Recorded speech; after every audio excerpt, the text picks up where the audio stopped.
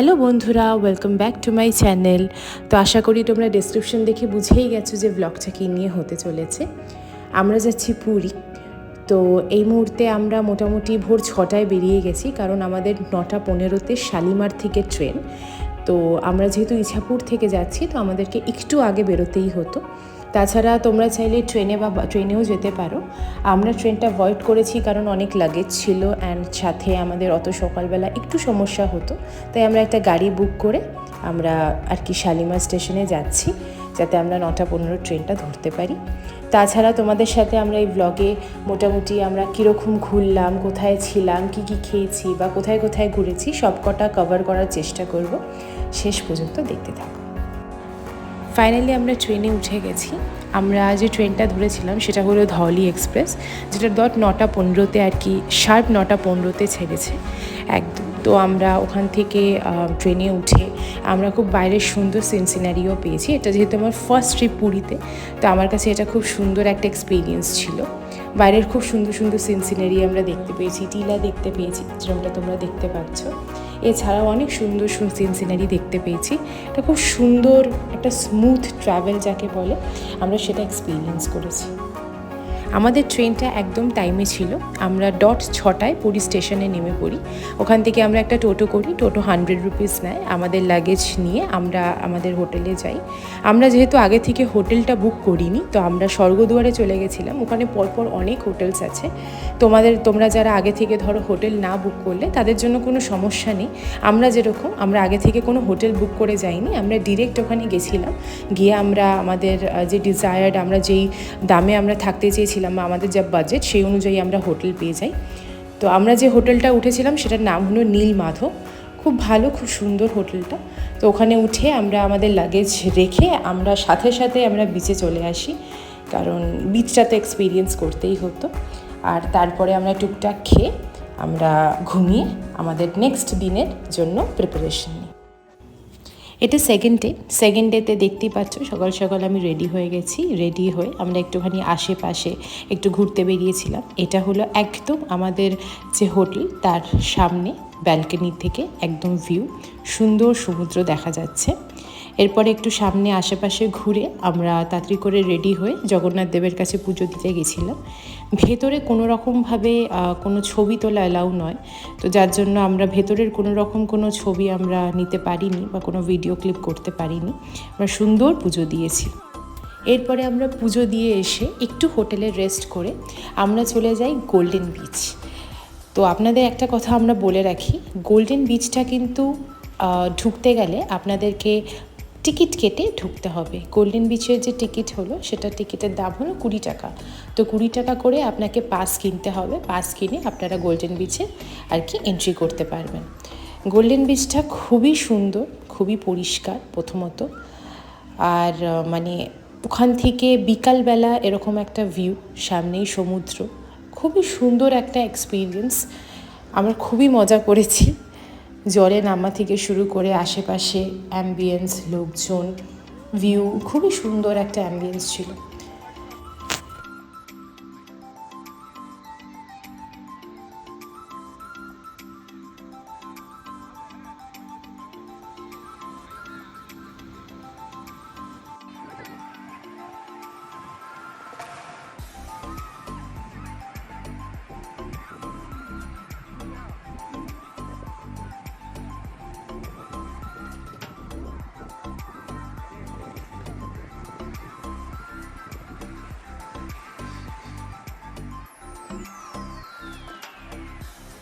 আমি আমার মতো সুন্দর জলের মধ্যে দাঁড়িয়ে ঘুরে বেড়াচ্ছি। এদিকে ড্যাডি বোধহয় কিছু একটা খুঁজে পেয়েছে সমুদ্রের ধারে।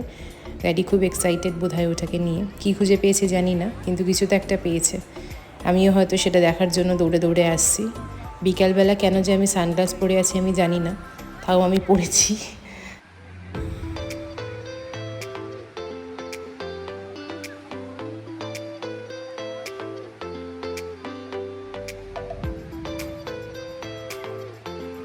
এই যে জায়গাটা তোমরা দেখছো, এটা ঠিক গোল্ডেন বিচে ঢুকতে তোমাদের গেটের সামনেই পড়বে।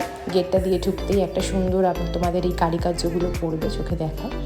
খুবই সুন্দর। যারা যারা আমি বলবো পুরী এসেছো বা গোল্ডেন বিচে এখনও আসোনি, বা যারা হয়তো পুরীর প্ল্যান করছো, তাদের জন্য বলবো যে তোমরা এসে একবার গোল্ডেন বিচটা ঘুরে যেতে পারো। আমার তো পার্সোনালি খুবই ভালো লেগেছে গোল্ডেন বিচটা। এবার এখানে একটাই ক্যাফে আছে, শক্তি ক্যাফে বলে। তো এই ক্যাফেতে আমরা এসে একটু কফি আর একটু পকোড়া খেয়ে আমরা আমাদের উদ্দেশ্যে রওনা দিই।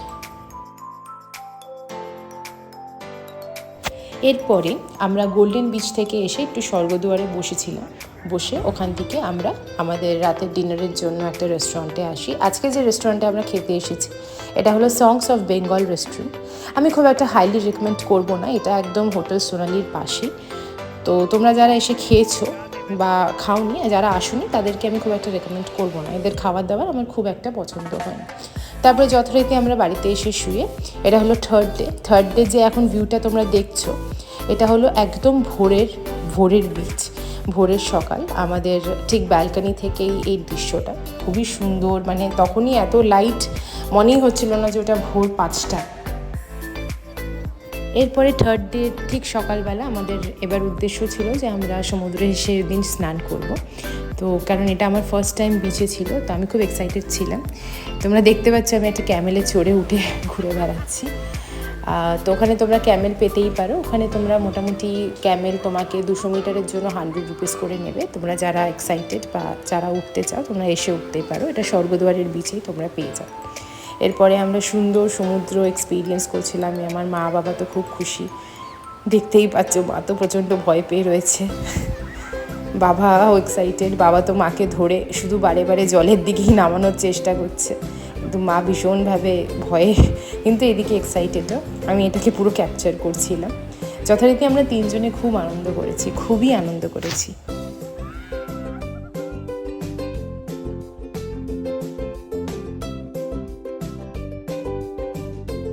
তোমাদের একটা জিনিস আমি শেয়ার করব, তোমাদের যাদের সেন্সিটিভ স্কিন যেরকমটা আমার, তোমরা দেখতেই পাচ্ছ সমুদ্রের জলে স্নান করলে কিন্তু র্যাশ উঠে যেতে পারে, যেটা আমার হয়েছে।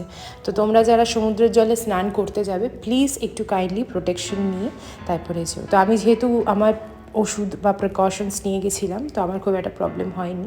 তারপরে আমরা স্নান করে একটু খেলাম একটা নর্মাল রেস্টুরেন্টে ওখানে। তারপরে বিকালবেলা আমরা একটুখানি বিচে চলে গেছিলাম, সুন্দর একটা হাওয়া দিচ্ছিল।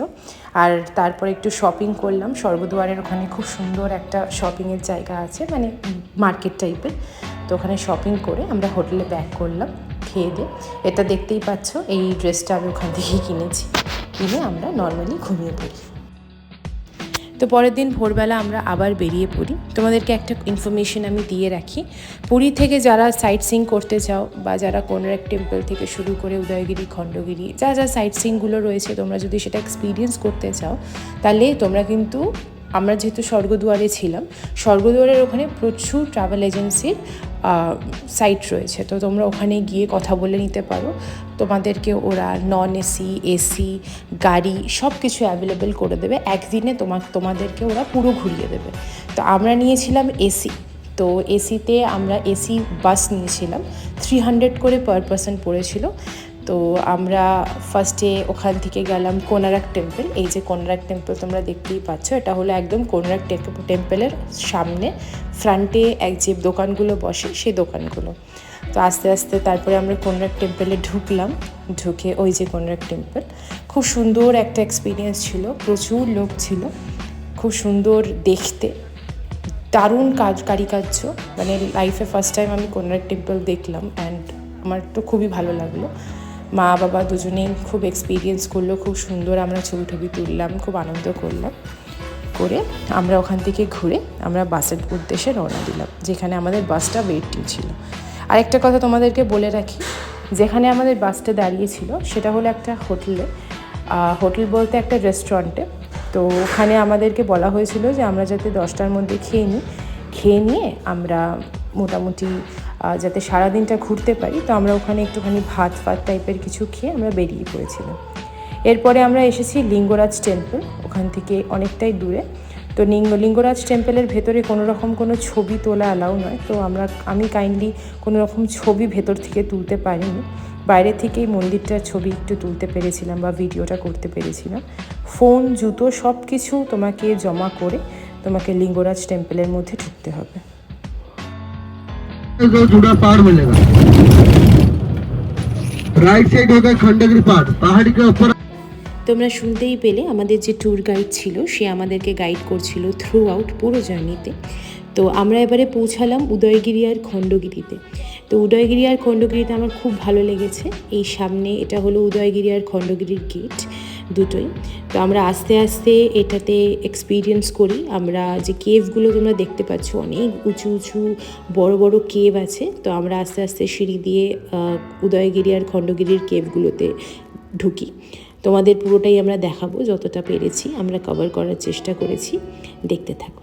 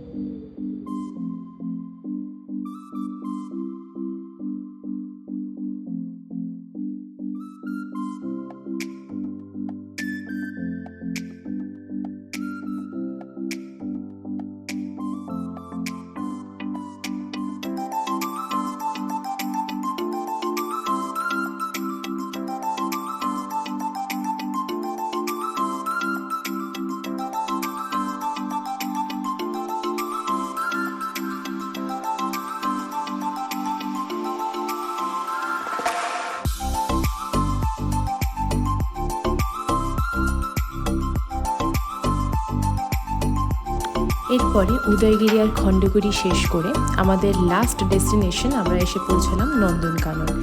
নন্দনকানন এক্সপিরিয়েন্সটা আমরা সেইভাবে করতে পারিনি, কারণ অনেকটা বিকেল হয়ে গেছিলো আর নন্দনকানন 5টার পর বন্ধ হয়ে যায়। তো আমরা কোনোভাবে ঢুকে আমরা নন্দনকাননটা কিছু যতটা পেরেছি আমরা কভার করার চেষ্টা করেছি। তারপরে নন্দনকানন ঘুরে আমরা মোটামুটি ব্যাক করেছি। ততক্ষণে অনেকটা টাইম হয়ে গেছিলো, মোটামুটি আমাদের বাস নিয়ে ফিরতে আমাদের 8টা হয়ে গেছিলো। তো আমরা 8টার সময় পৌঁছে কোনোরকমভাবে খেয়ে আমরা রাতে খুব টায়ার্ড হয়ে পড়েছিলাম, তো আমরা ঘুমিয়ে গেছিলাম। এরপরে এটা হলো লাস্ট ডে, যেদিনকে আমাদের চলে যেতে হবে। তোমাদেরকে পুরো রুমটা ট্যুর আমি আগে করাইনি, তো তোমরা রুমটা দেখে নিতে পারো। খুবই একটা নর্মাল সুন্দর রুম, কোনো অসুবিধা হয়নি আমাদের। রুমটা একদম সেরকম একটা লাক্সারিও না, বা সেরকম একটা খারাপও না। তোমরা ইজিলি এখানে স্টে করতে পারো। এটা হলো রুমের বাইরে থেকে জানলার বাইরে মানে ভিউটা। আর রুমটাতে এটাই হলো এসি রুম। এই রুমটার যে প্রাইস হয়েছে ওটা নিয়েছিল 2000। তো এই রুমটা নিয়েছে 2000 পার ডে। তো আমরা ছিলাম 4 দিন। তো 4 দিনে আমাদের যে টোটাল বিল হয়েছিল সেটা হলো 8000। এরপরে আমরা স্টেশনে চলে আসলাম। আমাদের ট্রেন ছেড়েছে 10টা 25-এ। তো আমরা তারপরে পুরী থেকে রওনা দিলাম আমরা আমাদের বাড়ির উদ্দেশ্যে।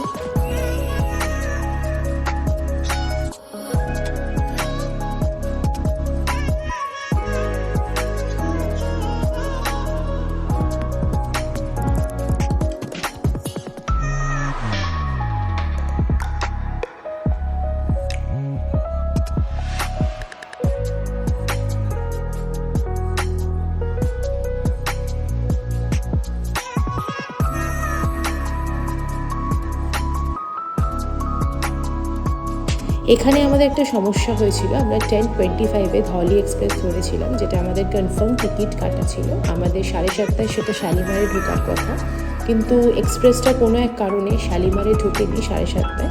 আমাদেরকে সাঁতরাগাছিতে নেমে যেতে হয়েছিল।